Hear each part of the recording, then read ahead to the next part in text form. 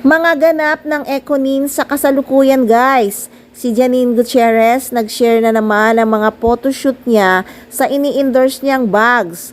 Nako, napaka-elegante talaga ni Janine Gutierrez sa bag na ini-endorse niyang Gucci. Bagay na bagay talaga sa kanya kasi sobrang class talaga ang actress. Pinost din ng aktres na naka 46 days na nga siya sa pagsushoot sa kanyang project na hanggang ngayon ay secret pa nga. Nako, may isa pang post ang aktres na napaisip ang mga fans kung sino nga ang nagnakaw ng video niya. Aniya kasi ng aktres sa post, "Hello, excuse me. May nakita akong post na yung edit ko gamit niya. Pinalitan lang ng music. Please, kahit credits lang naman. Hindi naman ako madamot. Di ko na nga nilalagyan ng watermark. Ninanakaw nyo pa. Make your own. Ha ha ha." So guys, alam nyo na, kahit credits lang, hindi naman talaga madamot si Janine Gutierrez pagdating sa mga video na pinopost niya sa social media. Nag-post din ang aktres sa sobra niyang lungkot sa issue ng ABS-CBN.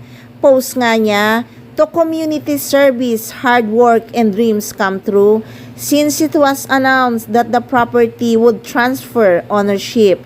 I've been hoping that somehow the ABS-CBN Tower would be preserved and integrated into the next development, like landmark, imagine shops and dining around it.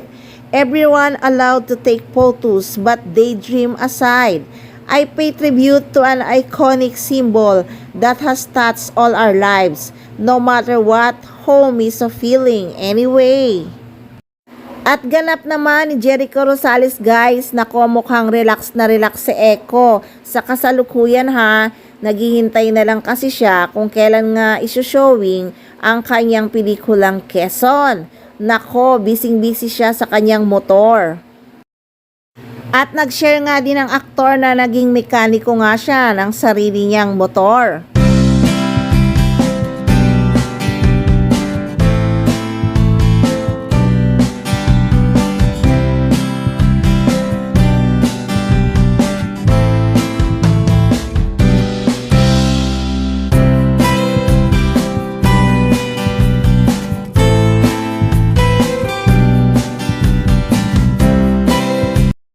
So guys, yan lang muna ang masishare ko sa inyo sa kaganapan ng Econin sa kasalukuyan.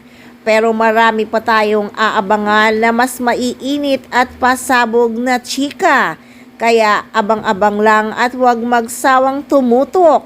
Dito lang sa Maarteng Machika!